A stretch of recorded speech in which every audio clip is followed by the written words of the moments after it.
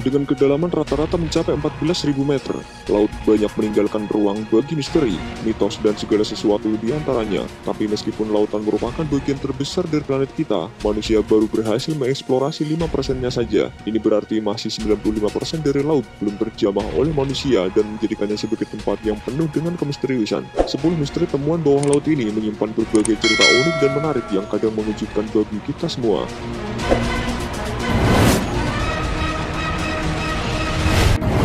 Reruntuhan Atlitiam. Ditemukan pada tahun 1984, Atlitiam adalah sebuah desa Neolitik yang terendam di dekat pantai Atlit Israel. Reruntuhannya membentang sepanjang 8-12 meter dan berisi beberapa rumah, sumur, benda artefak, dan beberapa bangunan kuno yang menakjubkan. Di antara reruntuhannya ada struktur yang menarik yang diyakini merupakan situs ritual. Struktur itu berisi beberapa batu besar membentuk lingkaran di sekitar lubang yang menyerupai mata air.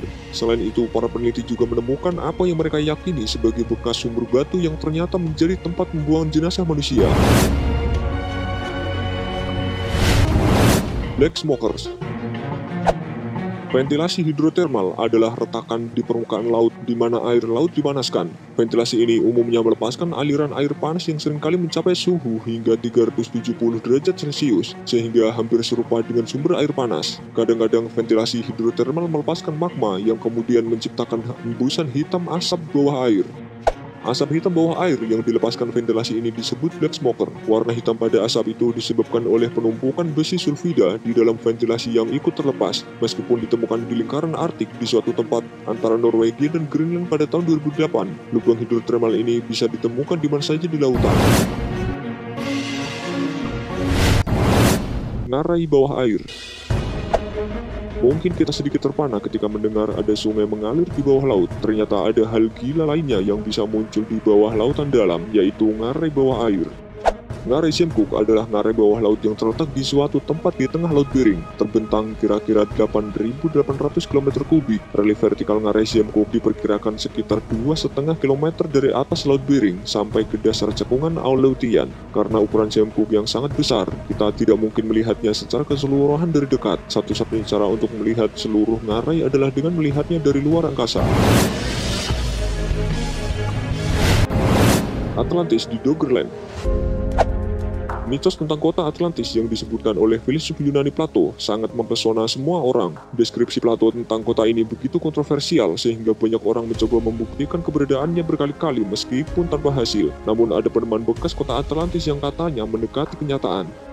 Di satu tempat yang dekat dengan Inggris Raya, Doggerland adalah daratan arkeologi yang tenggelam di laut sekitar 8.500 tahun yang lalu.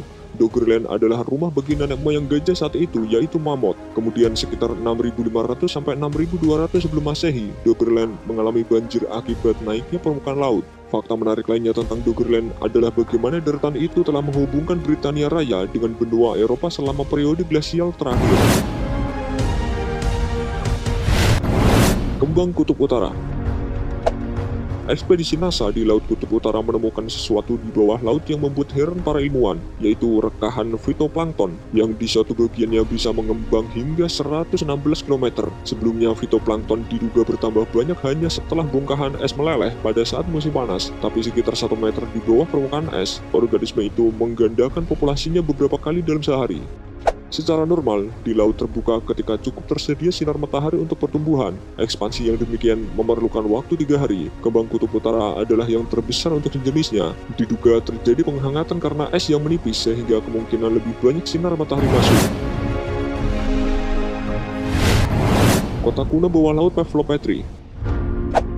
Kembali pada tahun 1967, kota pelabuhan bawah laut Pavlopetri ditemukan oleh Dr. Nick Fleming di pantai selatan Yunani. Para arkeolog percaya bahwa kota Pavlopetri adalah ibu kota perdagangan saat itu karena banyak tembikar kuno yang ditemukan di dalamnya. Pavlopetri diperkirakan berukuran sekitar 100.000 meter persegi, dan lokasinya yang terpencil diyakini sebagai penyebab kondisinya tetap terpelihara. Sekitar tahun 2009, Fleming menyatakan kota bawah laut itu paling tidak berusia sekitar ribuan tahun. Hal ini menjadikannya sebagai salah satu reruntuhan bawah laut tertua yang mereka temukan.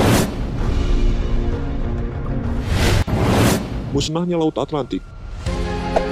Ada daerah subduksi baru yang dapat menyebabkan Laut Atlantik lenyap dalam waktu 220 juta tahun.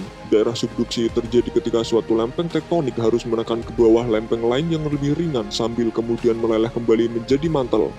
Subduksi itu teramati 200 km lepas pantai Portugal, tapi belum mencapai tahap ketika dua lempeng itu saling dorong ke atas atau ke bawah. Akibatnya, Eropa dan Amerika Utara akan saling mendekat. Penggabungan benua itu akan menyebabkan munculnya kawasan pegunungan sejenis Himalaya, atau mengakibatkan Laut Atlantik tidak ada lagi. Air terjun bawah air. Keajaiban ini dikenal secara ilmiah sebagai gelombang Kelvin-Helmholtz dan terjadi ketika fluida-fluida bergerak bersama tapi dengan kecepatan berbeda. Gelombang Kelvin-Helmholtz inilah yang menyebabkan terjadinya beberapa pusaran Saturnus yang menakjubkan.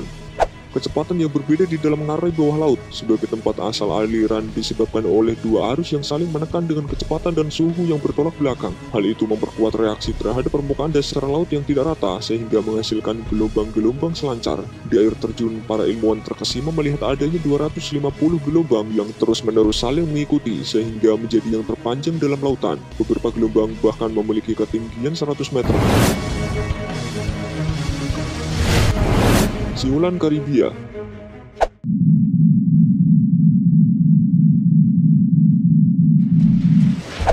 Laut Karibia memperdengarkan siulan pada nada as pada beberapa oktav di bawah. Suaranya terlalu pelan untuk terdengar oleh telinga manusia, tapi dapat didengar dari angkasa. Hebatnya, suara itu dihasilkan oleh proses 120 hari yang bermula dari dasar laut. Faktor utama yang terlibat di sini adalah Laut Karibia itu, yang luasnya sekitar 1 juta mil persegi, dan perilaku alam yang dikenal sebagai gelombang Rossby.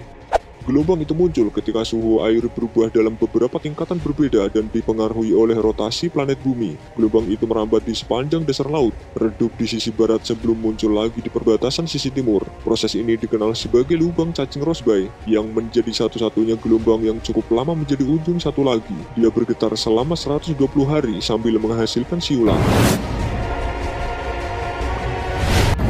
Lautan di dalam bumi. Beberapa kilometer di bawah lempengan bumi ada lapisan ringwoodite, yaitu bebatuan yang berperilaku seperti busa. Kristalin pada ringwoodite ini memungkinkannya menyerap air. Para ahli geologi memperkirakan bahwa ada suatu wilayah sangat luas pada mineral itu sehingga bisa menyimpan seluruh air di samudera bumi hingga 3 kali lipatnya. Sebelumnya, siklus air bumi disebut-sebut berasal dari komet es yang menabrak sewaktu planet ini masih muda. Teori ini didukung oleh penjelasan yang paling mumpuni, tapi sekarang para ilmuwan mulai melihat lebih dalam ke bumi, bukan ke angkasa. Setelah beberapa dekade, mereka menemukan adanya reservoir ringwoodite. Sekarang terbukalah kemungkinan bahwa air di bumi berasal dari dalamnya sendiri. Di masa lalu, proses-proses geologi mungkin telah mendorong air yang terkunci itu ke permukaan. Seandainya semua air itu terdorong keluar, maka daratan yang tersisa hanyalah yang merupakan tempat-tempat yang tinggi.